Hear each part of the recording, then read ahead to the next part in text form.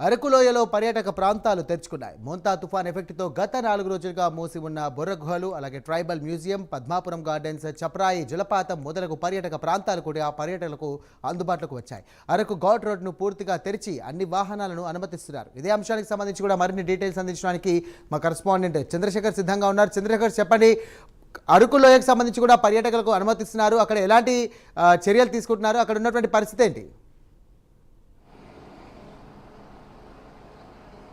Right Sairam, చూసుకుంటే ఇదైతే అల్లూరు జిల్లాకు సంబంధించినటువంటి ప్రముఖ పర్యాటక కేంద్రాలు ఏవైతే ఉన్నాయో అరకు జిల్లాలో ఉన్నటువంటి అక్కడ ట్రైబల్స్ మ్యూజియం కావచ్చు, లేదా అక్కడ ఉన్నటువంటి పద్మావతి గార్డెన్స్ కానీ, బొర్రా కేవ్స్ కానీ, చాపరాయి కానీ, లేదా ఇతర వాటర్ ఫాల్స్ ఏవైతే ఉన్నాయో ఆ ప్రాంతాలకు సంబంధించి ఏదైతే మొంతా తుఫాన్ అయితే ఎఫెక్ట్ చూపించినటువంటి పరిస్థితి కనిపించింది. ఈ నేపథ్యంలో పర్యాటకులకు రావద్దని కూడా ముందస్తుగానే అక్కడ ఉన్నటువంటి అధికారులంతా కూడా హెచ్చరిక జారీ చేశారు. దానికి సంబంధించి మొంతా తుఫాన్కి 2 రోజుల ముందు నుంచే అక్కడ ఉన్నటువంటి పర్యాటక ప్రాంతాలన్నీ కూడా మూసివేసినటువంటి పరిస్థితి కనిపించింది. అయితే ప్రధానంగా మొంతా తుఫాన్ ఎఫెక్ట్ అంతా కూడా అరకు ప్రాంతంలో ఎక్కువగా చూపించినట్టు తెలుస్తుంది. ముఖ్యంగా చూసుకుంటే అక్కడ ఉన్నటువంటి ఏదైతే బొర్రా కేవ్స్కి వెళ్ళేటటువంటి రైలు మార్గం ఏదైతే ఉంటుందో అక్కడ పెద్ద పెద్ద బండరాళ్ళు పడడంతో రైలు రోడ్లంతా కూడా పూర్తిగా ఇబ్బందులు తలెత్తినటువంటి పరిస్థితి ఉంది. అలాగే అక్కడ ఉన్నటువంటి ఏదైతే జలపాతాలు ఏవైతే ఉన్నాయో జలపాతాల పైనుంచి కూడా పెద్ద ఎత్తున వరద నీరు అంతా వచ్చి చేరినటువంటి పరిస్థితి కనిపించింది. నేపథ్యంలో అక్కడికి వెళ్ళేటటువంటి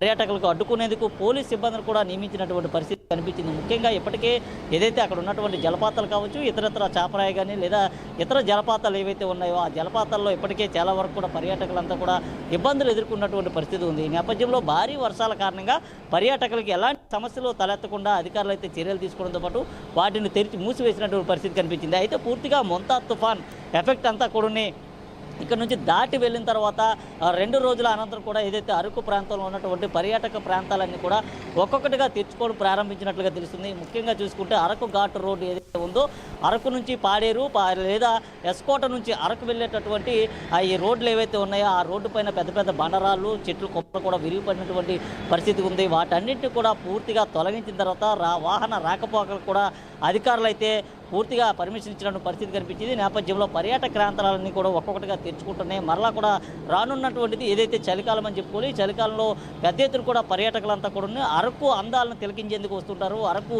అందాలను తిలకించేందుకు పాటు పద్మావతి గార్డెన్స్తో పాటు అక్కడ ఉన్నటువంటి ట్రైబల్ మ్యూజియంస్ కానీ, లేదా కాఫీకి సంబంధించినటువంటి ఇతరత్ర ఏవైతే ఉన్నాయో వాటన్నిటి కూడా ఎక్కువగా తిలకించేటటువంటి అవకాశం ఉంది. ఈ నేపథ్యంలో ఎటువంటి అవాంఛనీయ సంఘటనలు చోటు చేసుకోకుండా అన్ని రకాల భద్రతాపరమైనటువంటి చర్యలు తీసుకున్నట్లుగా తెలుస్తుంది. ముఖ్యంగా చూసుకుంటే రానున్న నెలలోనే పర్యాటకుల తాకిడి చాలా ఎక్కువగా ఉండేటటువంటి అవకాశం ఉంది. ఈ నేపథ్యంలో ఏదైతే 2 రోజుల క్రితం కురిసినటువంటి భారీ వర్షాలు ఏవైతే ఉన్నాయో ఈ భారీ వర్షాల కారణంగా అక్కడ జరిగినటువంటి విధ్వంసాన్ని అన్నింటినీ కూడా పూర్తిగా తొలగించి ఇప్పుడు పర్యాటకులు వచ్చేది కూడా అన్ని రకాల ఏర్పాట్లు అయితే అధికారులు చేసిన పరిస్థితి ఉంది. Sairam, right, thank you Chandrashekhar. Amaravati పనుల్లో వేగంతో పాటు నిర్మాణ నాణ్యతలు ఉండాలని చెప్పేసి అన్నారు సీఎం చంద్రబాబు. సిఆర్డీఏ సమావేశంలో రాజధానిలో చేపట్టిన నిర్మాణాల పురోగతిపై సీఎం చంద్రబాబు సమీక్షించారు. కాంట్రాక్ట్ సంస్థలు చేపట్టినటువంటి పనుల ప్రోగ్రెస్ కూడా సీఎం అడిగి తెలుసుకున్నారు.